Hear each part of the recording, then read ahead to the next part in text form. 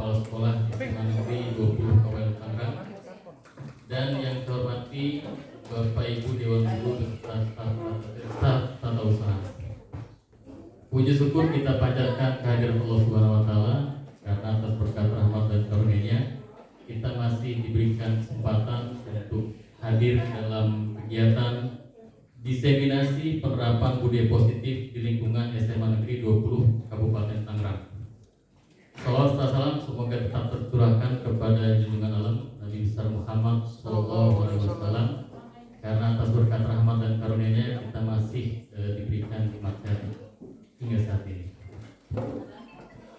Adapun untuk susunan acara pada kegiatan diseminasi yang akan disampaikan oleh Bapak Hadi Wijaya selaku calon guru penggerak angkatan 8 Kabupaten Tangerang. Yang pertama adalah pembukaan, kemudian yang kedua adalah sambutan, yang ketiga adalah pembahasan, yang keempat tanya jawab, dan terakhir adalah penutup.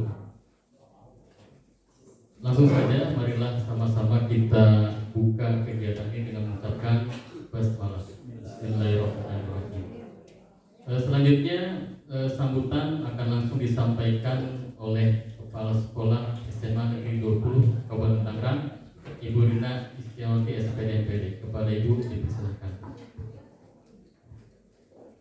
Bismillahirrahmanirrahim. Terima kasih Pak Alvin.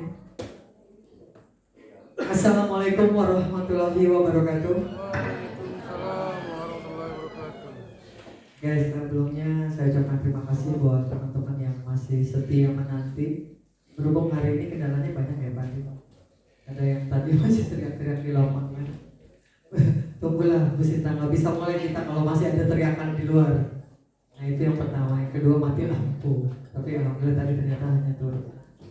Puji syukur kehadirat Allah Subhanahu wa taala pada siang yang berbahagia ini kita bisa bersama-sama berkumpul di ruangan yang sangat mulia ini, yaitu di tempat tugas kita dalam melaksanakan ada agenda kegiatan yaitu diseminasi sosialisasi tentang budaya positif yang nanti akan disampaikan oleh Pak Hadi.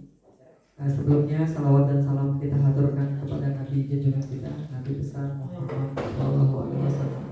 Semoga kita selalu mendapatkan syafaatnya hingga yaumul nanti. Pada prinsipnya hari ini kita akan ada dua kegiatan agenda utama. Yang pertama adalah kegiatan selaku sosialisasi budaya positif yang akan nanti disampaikan oleh Pak Hadi, dan yang kedua adalah rapat dinas seperti biasa di awal tahun ajaran baru. Kita akan nanti sedikit mengevaluasi kegiatan-kegiatan yang sudah kita lakukan di tahun ajaran sebelumnya dan kita akan perbaiki berikutnya di tahun ajaran yang akan datang. Pada kesempatan ini sekali lagi saya mengucapkan rasa bangga dan setinggi-tingginya kami apresiasi untuk Pak Hadi dan rekan-rekan yang sudah masuk ke dalam calon-calon guru penggerak. Dan pada tahun kemarin, pada sebelumnya ada Ibu Sinta, alhamdulillah sudah menyelesaikan tugasnya minggu lalu kalau tidak salah. Dan dengan perjalanan panjang kurang lebih 6 bulan, alhamdulillah bisa diselesaikan walaupun dengan sejuta permasalahan dalam perjalanannya. Karena memang agak sulit juga dengan tugas-tugasnya lumayan banyak, belum tugas dikombinasi dengan tugas sekolah, ya akhirnya lumayan. Makanya butuh niat dan semangat baja untuk menyelesaikan tugas ini. Itulah yang saya harapkan teman-teman saling berbagi, saling sharing dengan yang sudah dilampaui. Mungkin nanti Pak Hadi silahkan banyak sharing dengan Bu Sinta, karena yang sudah duluan expert lah yang ngalamin yang kemarinnya. Masalahnya begini, biasanya begini. Karena ini kalau saya perhatiin mirip-mirip dengan OJL-nya Kopset kemarin. Tugas-tugas utamanya yang Pak Alvin ya, itu sama dengan yang saya alami sebelumnya. Apa yang saat ini disampaikan di misalnya Jumit, besoknya langsung tugas, langsung eksekusi. Pokoknya sudah kayak nggak ada hari untuk santai. Tapi memang ini adalah tuntutan kedepannya bagi Bapak Ibu guru secara profesional tugas. Nah makanya sebetulnya Mas Nadiem mengeluarkan suatu program CGP ini salah satunya memberikan apresiasi wahana baru lah untuk teman-teman di kependidikan atau Bapak Ibu guru belajar lagi dengan maksimal, dengan giat, karena program itu selalu jalan. Dan insya Allah kalau saya perhatikan guru-guru CGP ini punya spirit baru. Bagaimana kita nggak stay di zona nyaman sebagai Bapak Ibu guru, sekedar datang ngajar, selesai ngajar pulang. Ya hasilnya Bapak Ibu bisa lihat, mungkin pendidikan di Indonesia masih jauh dari harapan kita. Kenapa? Ya karena kita masih nyaman aja di zona guru, yang penting gajian tidak telat, tugas selesai, sudah, tanpa ada kira-kira inovasi tambahan, tanpa ada kira-kira inovasi-inovasi baru terkait pembelajaran yang ada. Padahal zamannya sudah sangat jauh berbeda. Beda zaman kita dulu, dasar-dasar pendidikan kita dengan yang ada saat ini. Mungkin guru CGP itu harus berani atau membuat terobosan baru menjawab tantangan. Karena kalau dilihat ilmunya macam-macam Pak Hadi ya, di awal aja udah mulai kredit nih kayak Pak Hadi. Jangan sampai rambutnya putih semua kayak Pak Maksum ya. Ya karena ini nanti lanjut, masih ada generasi berikutnya, ada CGP 9, ada 10, yang teman-teman masih ada waiting kalau nggak salah Bu Dewi, ada Pak Agung, ada Pak Samsul. Ya silakan, pokoknya saya mendukung untuk teman-teman semua. Jangan puas saat ini ada di sini. Kita tidak pernah tahu perjalanan hidup kita, apalagi masih panjang buat teman-teman yang masih panjang masa tugasnya. Ya jangan terlena, ya karena kita nggak pernah tahu perjalanan kita sampai di mana. Nah untuk hari ini seperti yang pernah kita sampaikan bahwa hari ini Pak Hadi akan menjelaskan tentang budaya positif. Sekali lagi, kembali lagi, kalau saya ingatkan bahasa positif, kalau kita selalu positive thinking, maka hasilnya akan positif.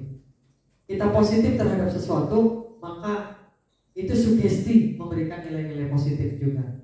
Saya pikir budaya positif juga sama. Kalau kita membiasakan diri bersikap positif, membudayakan hal-hal yang positif, insya Allah hasilnya juga akan feedback ke kitanya positif.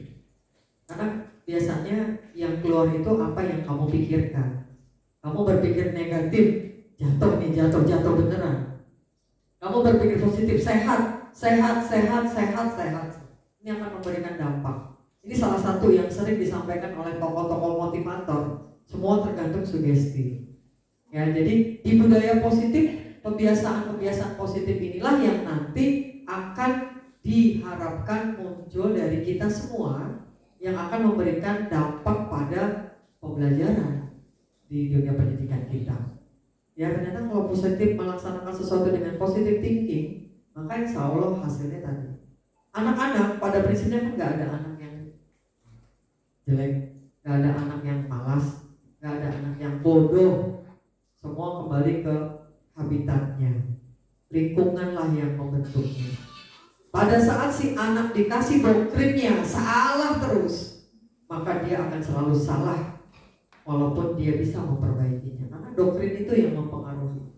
Jadi budaya positifnya gak dapet, jadi si anak itu negatif aja pikirannya. Sama dengan pada saat seseorang ya melaksanakan yang tadi, walaupun dia gagal 1000 kali gagal, dia bangkit lagi, 1000 kali gagal, dia bangkit lagi. Berarti nilai-nilai budaya positifnya sudah. Siapa yang memberikan itu? Kita orang-orang yang ada di sekeliling dari anak-anak murid kita. Walaupun anak kita dalam kondisi jelek misalnya, dalam kondisi kurang mampu atau keterbatasan karena memang kemampuannya segitu-gitunya, tapi kalau positif terus, gurunya ngedorong terus bisa, nah kamu pasti bisa. Kamu baru pasti bisa, itu soal matematika. Dari 4 nilainya jadi sekian, naik bertahap. Nah itu kalau selalu diberikan nilai positif, budaya-budaya positif, insya Allah juga ini anak akan memberikan sugesti yang lebih. Ya karena kembali lagi ke kita. Dan nanti kita akan dengarkan paparan Pak Hadi terkait budaya positif yang nanti akan lebih jauh. Kita sharing, kita semua belajar karena kita harus belajar. Saya pun tetap harus belajar. Ya tidak pernah berhenti belajar, itu kuncinya. Karena kita menghadapi benda hidup, bukan menghadapi meja dan kursi yang sudah A ya A. Tapi kalau benda hidup berubah setiap waktu seiring dengan kemampuan dan lingkungannya. Ya mungkin nggak panjang kata, saya hanya prolog saja. Apapun hadapi semuanya dengan wajib kita ikuti dan kita budayakan di sekolah kita, yang nanti diharapkan ke depannya semua output hasilnya positif, baik itu ke gurunya, ke siswanya, ke yang lain-lain. Jadi belajar itu is fun, menyenangkan. Ya, kenapa? Karena kita membawanya nyaman dan menyenangkan. Kalau gurunya udah kusut dari rumah, ngajar di kelas bisa bagus nggak sih? Nggak bakalan. Yakin. Yang dipikirin kan apa yang ketinggalan tadi di rumah. Kalau di rumah cucian piring nggak balatak, cucian piring yang dipikirin. Kalau di rumah ada tamu yang tadi undang, tamu tadi undang yang dipikirin. Kalau di rumah lagi ribut sama pasangan, anak jadi sasarannya, bener gak? Ini pengalaman kayak gitu. Saya jadi guru, saya begitu. Tapi untungnya ada orang lain. Ya, jadi pada saat kita mau masuk ya, rapikan dulu tadi budaya positif tadi. Itu aja mungkin yang saya sampaikan. Selamat belajar, selamat menimba ilmu. Mudah-mudahan dengan sharing Pak Hadi yang sebentar ini bisa memberi manfaat buat kita semua. Ya, terima kasih. Bila topik Godaya. Wassalamualaikum warahmatullahi wabarakatuh.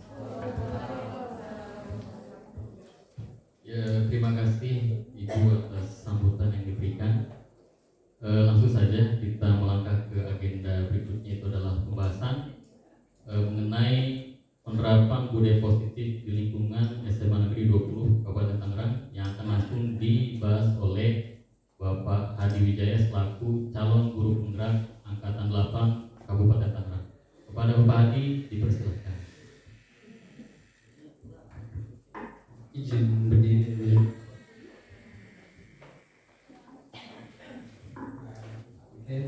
Assalamualaikum warahmatullahi wabarakatuh.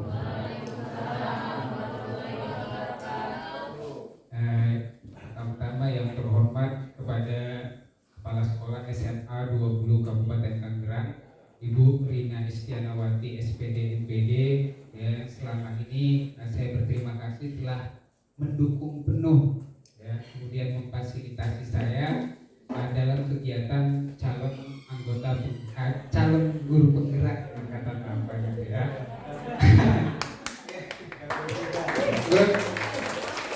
Ya, yang kedua yang saya hormati moderator kita Pak Alfian Nugraha Fauzi, ya, dan yang saya hormati kepada guru-guru dan staf TU SMA 20 Kabupaten Tangerang yang sekaligus saya banggakan.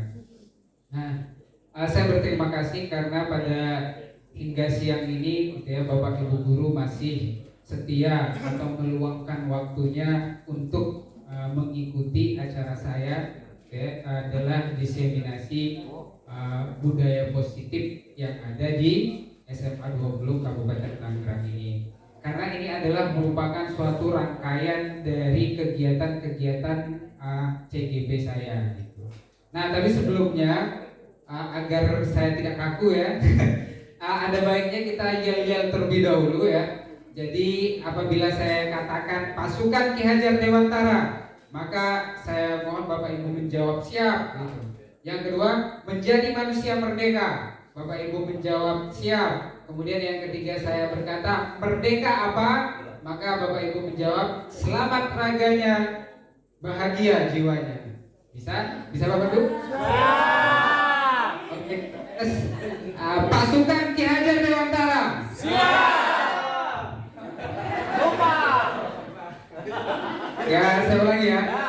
Pasukan Ki Hajar Dewantara. Siap. Menjadi manusia merdeka. Siap. Merdeka apa? Selamat raganya, bahagia jiwanya. Ya, tepuk tangan buat kita semua. Terima kasih atas yel-yelnya gitu ya, karena memang setiap kegiatan itu untuk mengurangi rasa tensi gitu ya, baik dari CGB dan pengajar praktiknya, salah satunya adalah dengan yel-yel. Oke Bapak Ibu, jadi ini adalah merupakan suatu rangkaian kegiatan saya, sudah saya katakan tadi, dari modul, mungkin Bapak Ibu melihat tadi aksi nyata modul 1.4 gitu ya.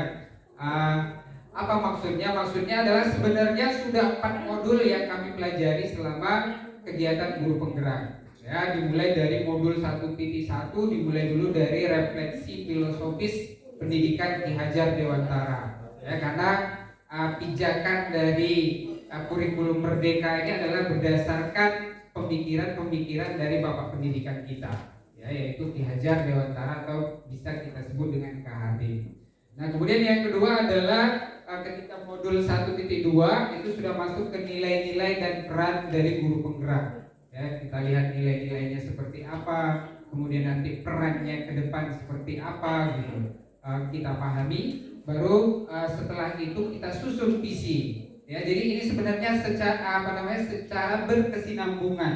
Ya, yang pertama kita lihat dulu paradigmanya berdasarkan refleksi Ki Hajar Dewantara. Kemudian yang kedua kita pahami dulu apa sih nilai-nilai dan peran dari guru penggerak itu, gitu ya. Baru kita susun visi-visi kita ke depan ini menjadi seperti apa. Ya, baru diakhiri yang kita mau saya diseminasikan ini adalah budaya positif. Ya, Bapak Ibu. Nah, apa sih latar belakang dari budaya positif? Ya, jadi latar belakang dari budaya positif itu adalah disiplin. Sebenarnya ini sudah dilakukan, ya, sudah dari semenjak awal pendidikan itu sudah dilakukan disiplin itu, gitu. Tetapi mengapa kok dikatakan budaya positif atau disiplin positif? Karena ya, disiplin selama ini yang kita terapkan ya adalah disiplin yang hanya berdasarkan ekstrinsik, ya. Jadi dia itu berdasarkan bukan dari kemauan diri atau bukan dari kesadaran diri siswa.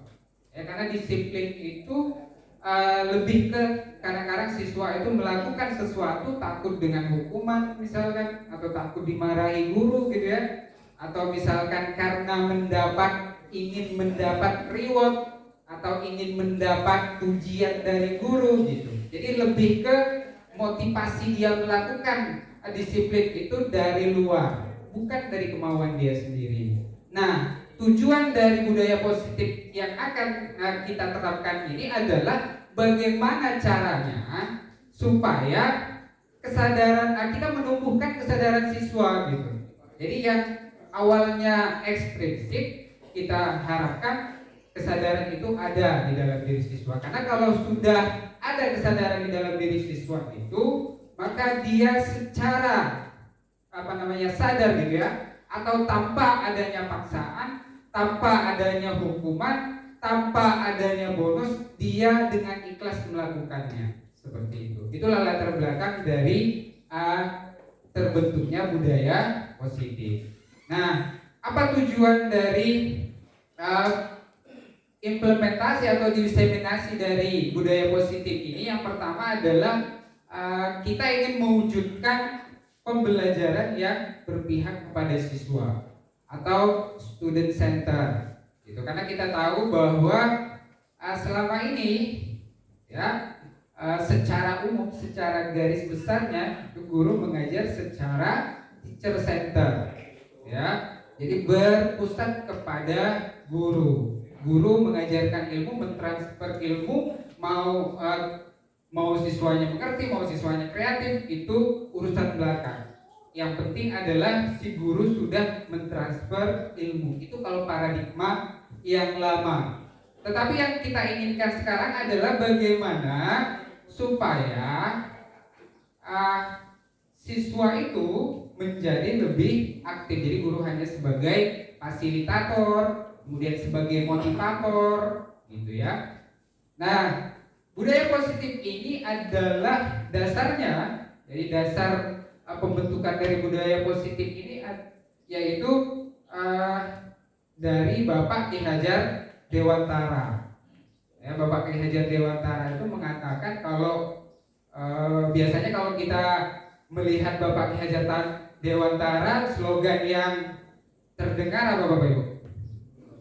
Iya, Ingarso Suntulodo In Madio Mangunkarso Tutwuri Handayani. Di depan kita menjadi contoh, di tengah kita memberikan semangat, kemudian di belakang kita memberikan dorongan. Saya pun baru tahu Bapak Ibu, ternyata banyak gitu ya, pemikiran-pemikiran atau kata-kata sakti dari si Bapak Ki Hajar Dewantara. Ya, salah satunya adalah ini. Jadi dia mengatakan bahwa mengibaratkan guru itu adalah sebagai petani. Ya, kalau Pak Wawan sih dulu mengibaratkan guru sebagai dokter gitu ya Pak ya. Sedangkan siswa adalah pasien. Tetapi kalau Bapak Ki Hajar Dewantara mengibaratkan kita ini adalah petani.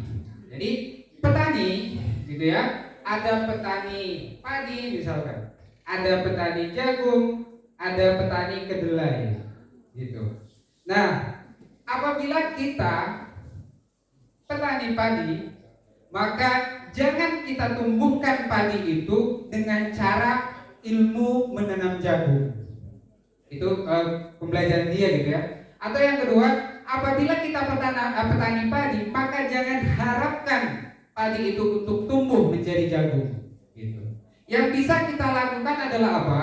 Kita hanya bisa memperbaiki tanahnya, kemudian kita hanya memperbaiki pengairan yang baik, lingkungan yang baik. Itu kalau dari pemikiran Ki Hajar Dewantara. Nah, apa analoginya? Analoginya adalah bahwa siswa itu sudah memiliki kompetensi atau sudah memiliki bakatnya masing-masing. Jadi sesuai dengan kodrat alam, sesuai juga dengan kodrat zaman. Ada siswa yang tipenya auditori, ada siswa yang tipenya visual, ada juga tipe siswa yang kinestetik gitu.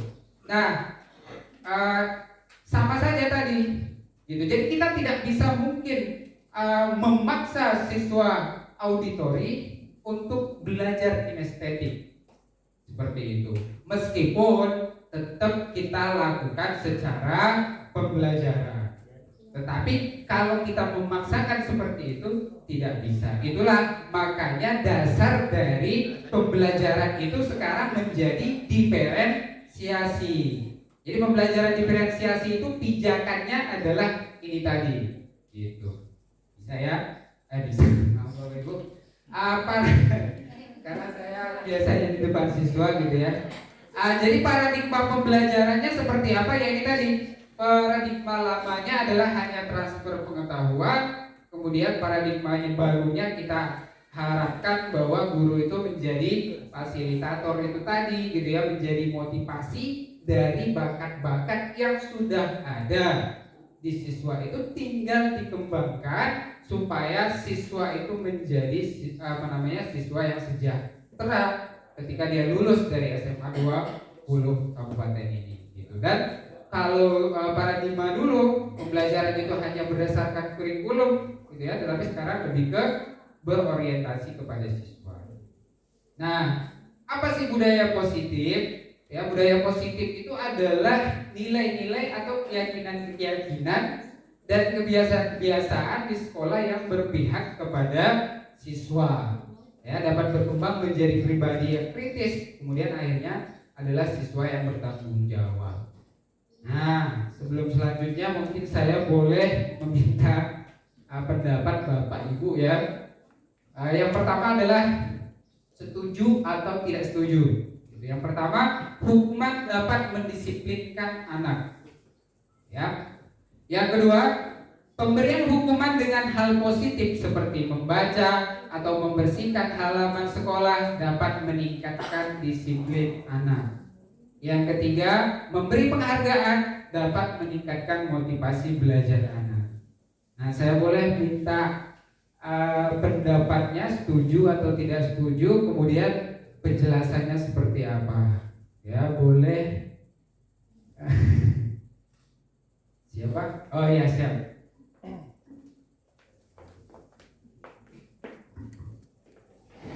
Assalamualaikum warahmatullahi wabarakatuh. Kalau dari pertanyaan ketiga ini, kalau yang tadi Pak Hadi jelaskan permasalahan ekstrinsik dan intrinsik, kalau yang ini saya tidak setuju, karena ini termasuk yang ekstrinsik, tidak dari dalam diri anak itu sendiri. Ini ada hukuman, meskipun hukuman itu positif, membaca buku atau membersihkan halaman, dan ada penghargaan. Jadi saya tidak setuju sama pertanyaan tematik ini. Terima kasih. Ya terima kasih. Beri tepuk tangan. Iya.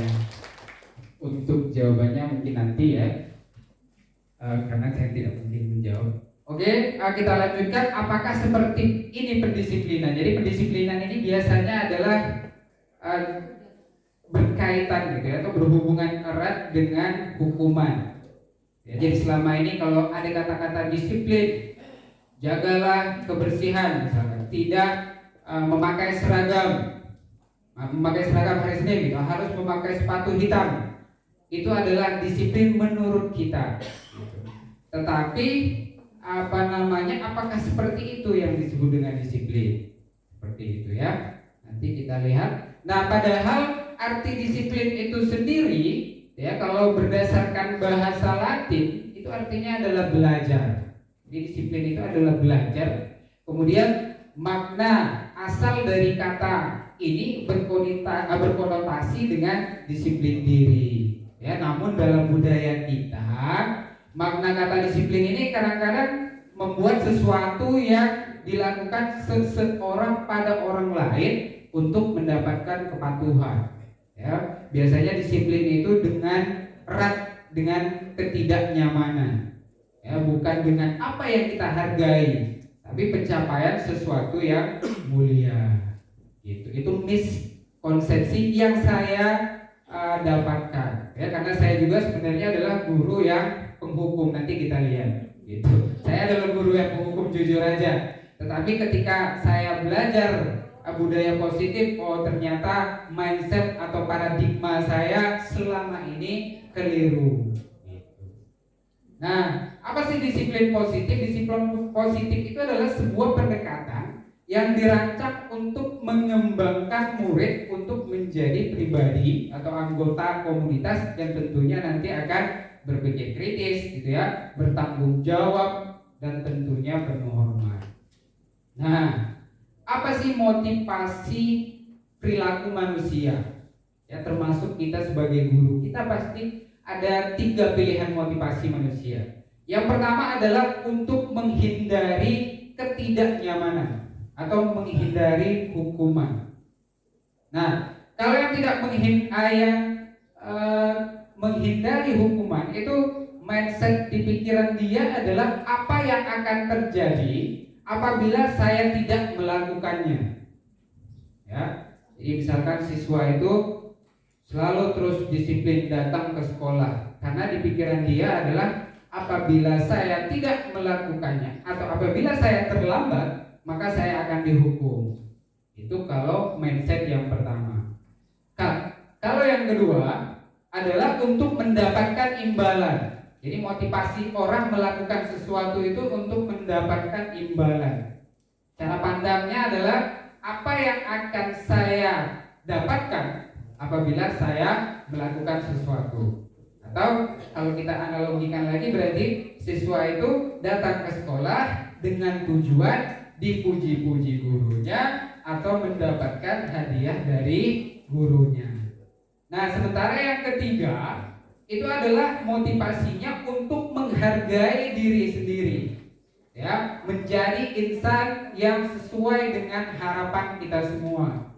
Maka cara pandangnya adalah saya akan menjadi orang yang seperti apa apabila saya melakukannya. Nah, apa perbedaan dari ketiga itu? Perbedaannya adalah apabila siswa itu atau kita gitu ya, motivasi kita adalah untuk menghindari hukuman atau untuk mendapatkan suatu hadiah, maka motivasi itu bersifat eksternal.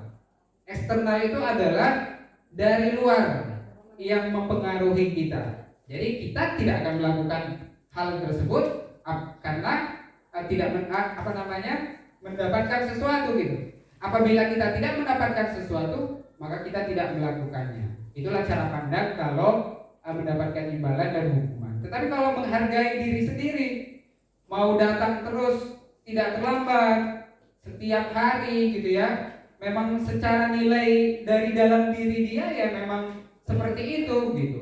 Harus menghargai diri dan tentunya menghargai orang lain. Karena kalau misalkan siswa datang ke kelas dengan terlambat itu kan secara tidak langsung maka dia akan mempengaruhi psikologis dari teman-temannya. Teman-temannya pun menjadi tidak nyaman. Tetapi apabila dia tertanam di dalam diri dia bahwa dengan datang tidak terlambat gitu ya, maka akan sama-sama menghormati antar siswa, sama juga dengan guru sebenarnya, gitu ya. Tapi tidak melanjutkan. Nah, sesuai juga dengan merdeka, ya. Jadi insan yang merdeka. Lagi-lagi Bapak Hajar Dewantara mengatakan bahwa merdeka itu artinya tidak hanya terlepas dari perintah, akan tetapi juga cakap membuat atau memerintahkan diri sendiri. Gitu. Apa artinya adalah, jadi merdeka itu biasanya dalam konsep kita merdeka. Jadi Indonesia merdeka karena terlepas dari penjajah, gitu ya. Tetapi merdeka yang sejati itu adalah ternyata merdeka dalam memerintahkan diri kita sendiri, artinya yaitu tadi mulai dari kesadaran di diri seperti itu.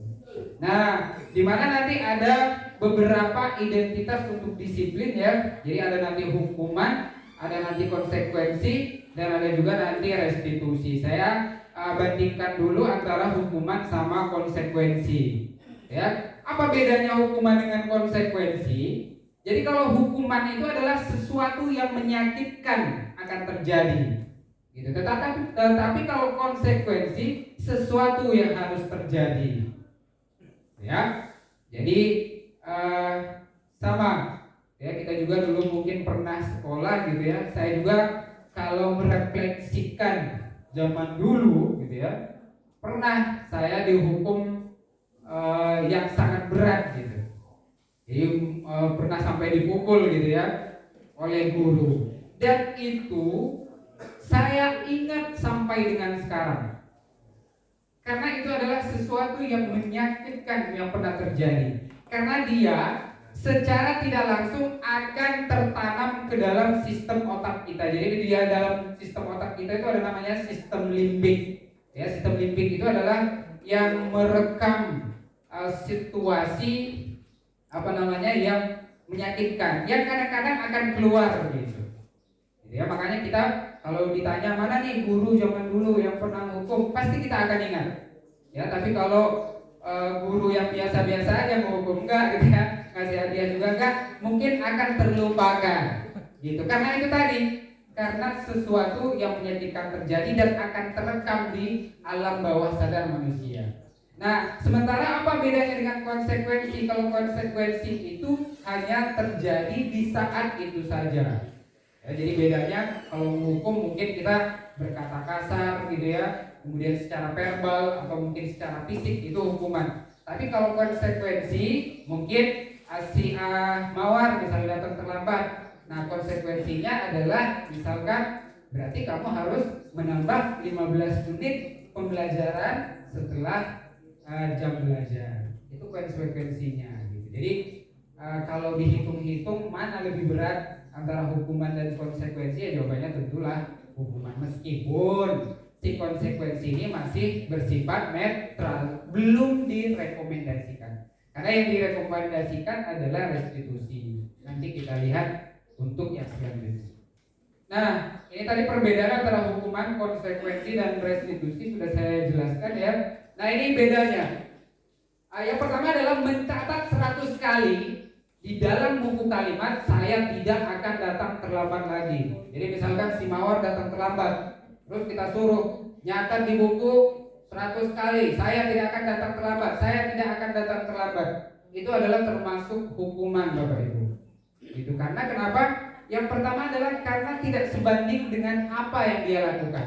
Terlambat cuma 15 menit, hanya 15 menit, gitu ya, meskipun itu dikatakan terlambat, tetapi tidak sebanding dengan apa yang bentuk hukumannya, gitu.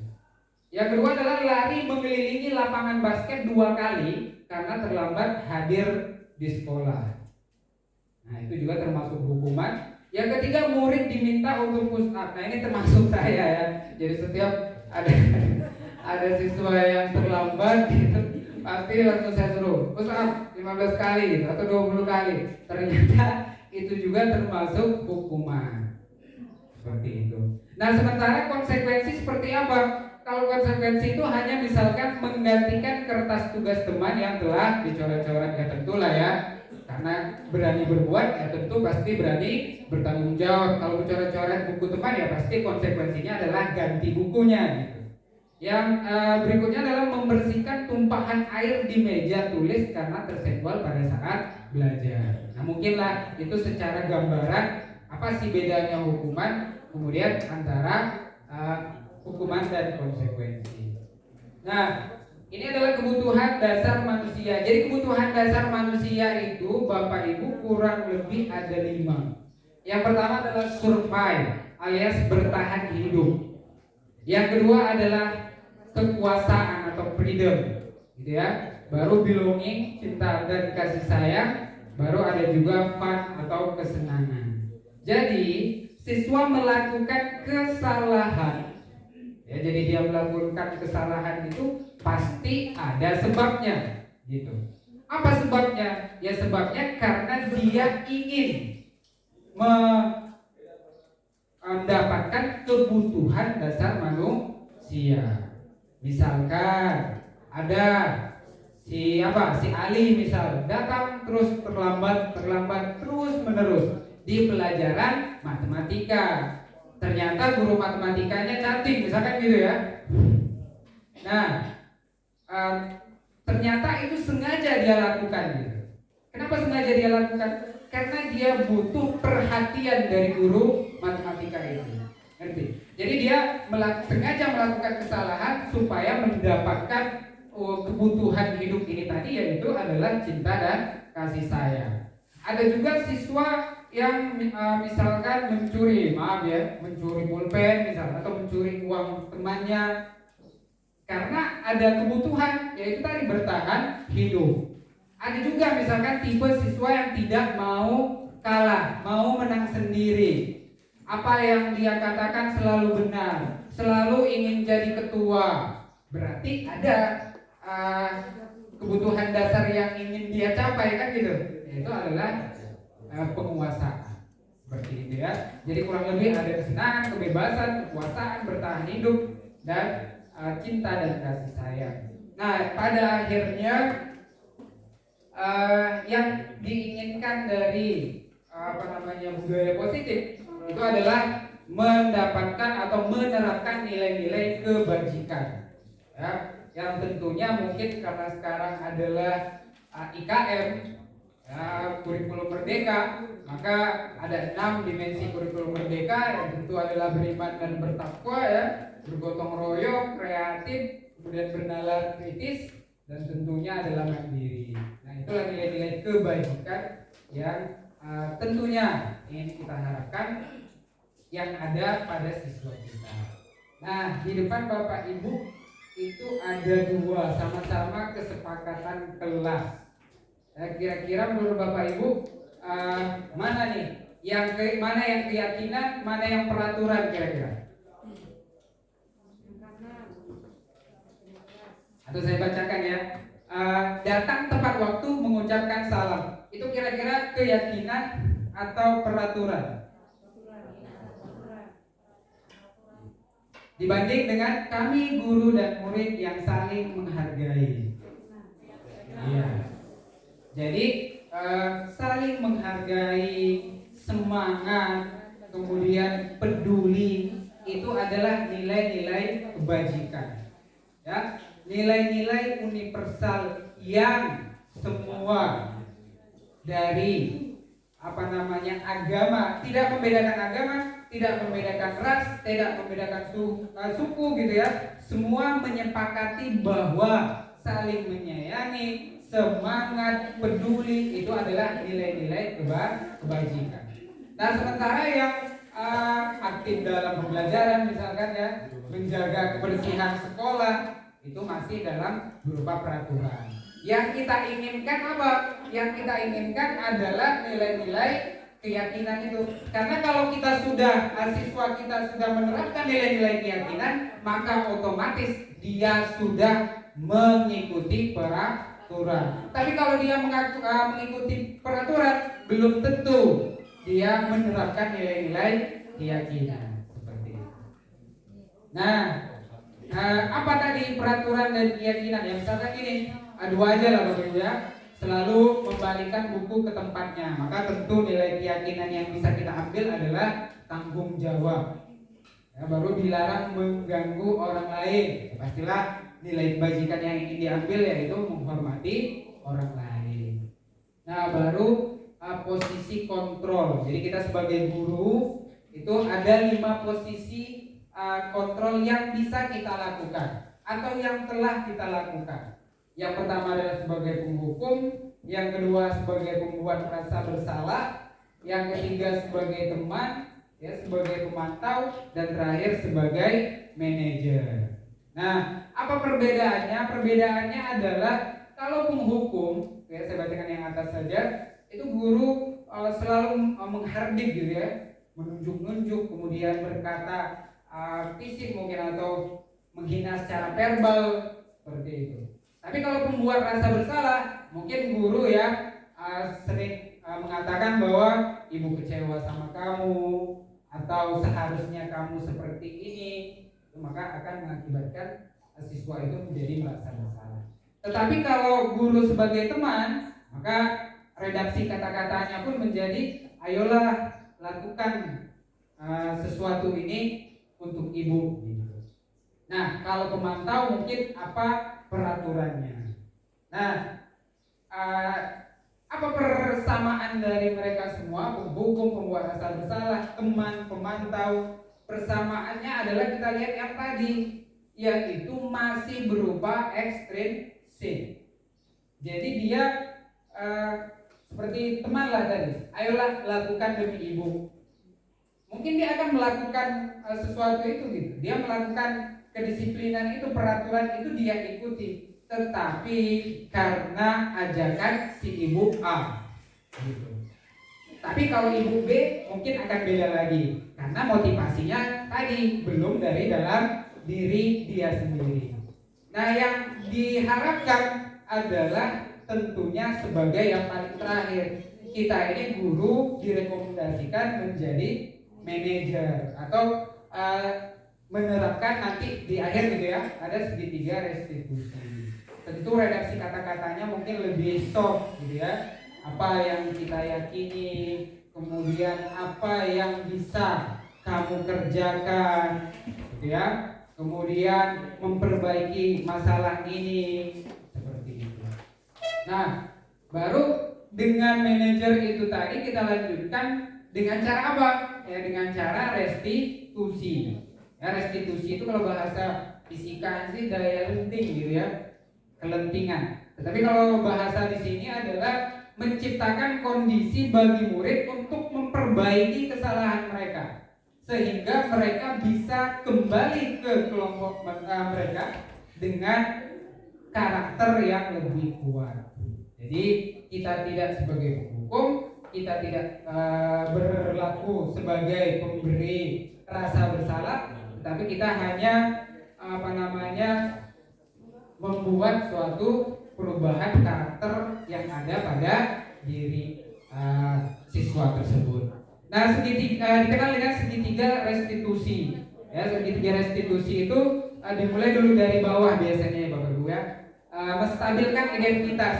Jadi ketika datang misalkan siswa telah melakukan kesalahan, maka yang pertama kita lakukan adalah menstabilkan identitas terlebih dahulu dengan berkata, misalkan contohnya ya, setiap orang pasti pernah melakukan kesalahan.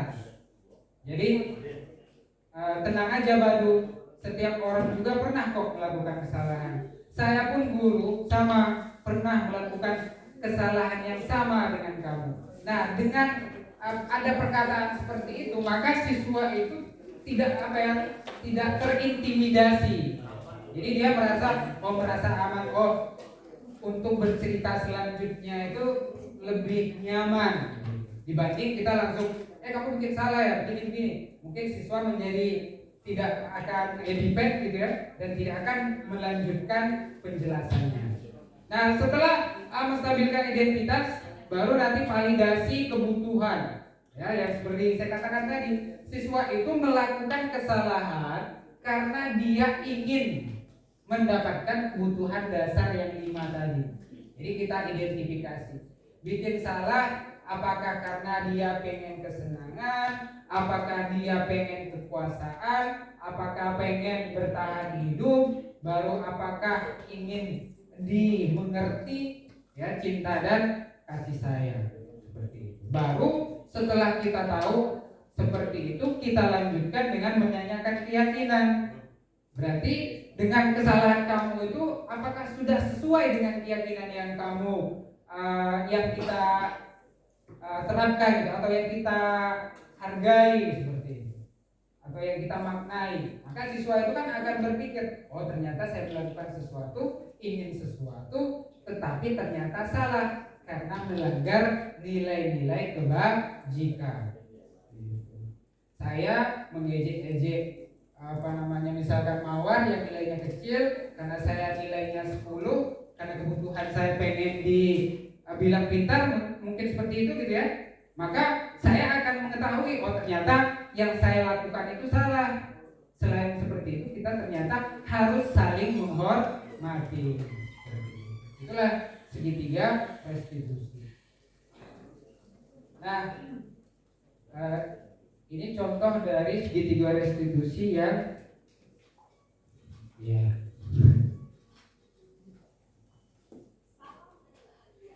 Mohon disimak ya.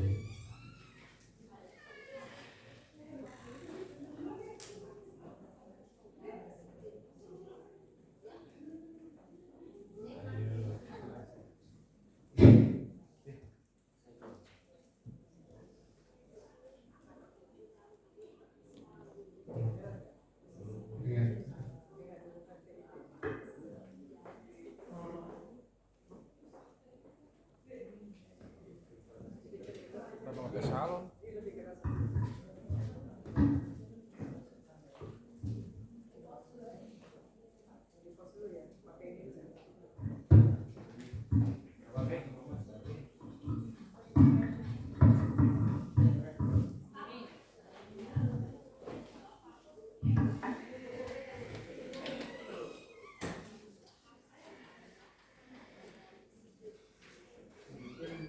Bisa dibaca sama aja sih dulu.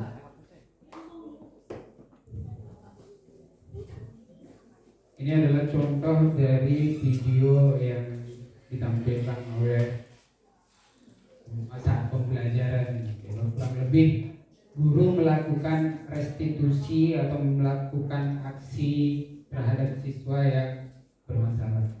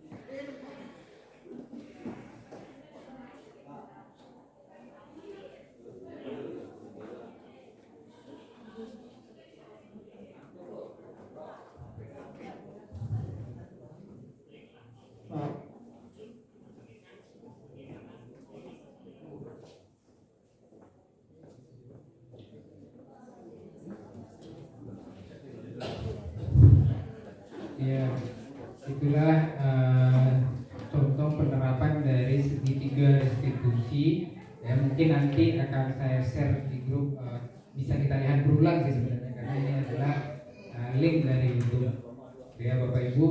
Nah itulah yang bisa saya sampaikan ya, mungkin pada dasarnya yaitu tadi tujuan dari diseminasi budaya positif ini adalah supaya kita bisa menjadi guru dengan menggunakan, diharapkan seperti itu, dengan kontrol sebagai manajer, itu dengan teknik dari segitiga restitusi itu tadi. Karena dengan segitiga restitusi itu siswa bisa mengetahui kesalahannya, kemudian mengetahui nilai-nilai apa yang dia langgar, kemudian bersedia untuk memperbaiki, seperti itu. Baiklah, itu saja yang bisa saya jelaskan pada kesempatan hari ini. Kurang lebihnya saya mohon maaf. Billahi taufiq wal hidayah. Wassalamualaikum warahmatullahi wabarakatuh.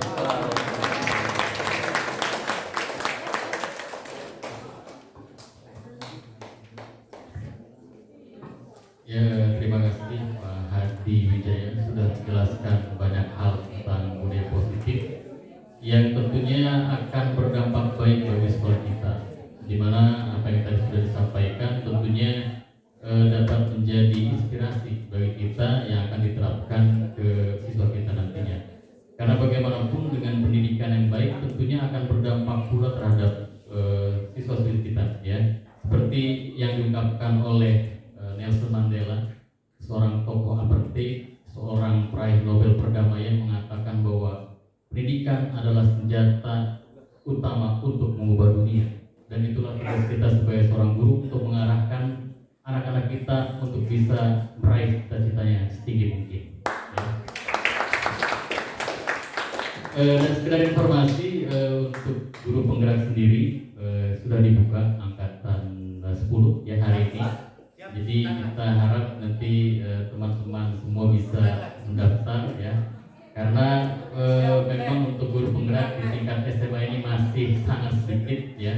Jadi saya dengan teman-teman di pengurus guru penggerak SMA, SMK dan SK Kabupaten Tangerang di sini ingin gitu kan mengajak supaya teman-teman bisa ikut juga, karena bagaimanapun dengan kegiatan guru penggerak ini banyak hal positif yang bisa kita dapatkan ya, seperti itu.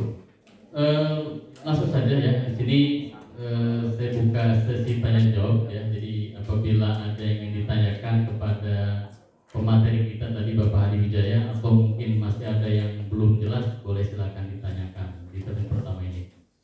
Apakah ada yang ingin memberikan pertanyaannya, Bapak Ibu semua? Dipersilahkan. Atau sudah paham semua? Belum, ini udah paham. Belum. Oh, belum ya.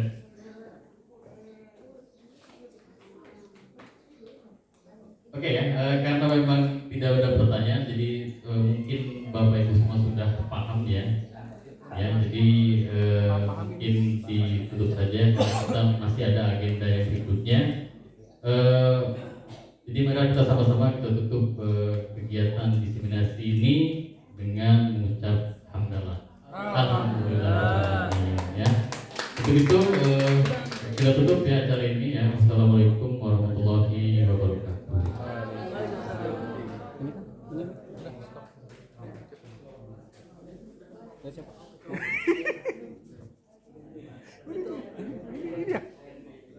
Oke, sambil nunggu untuk rapat berikutnya, break dulu.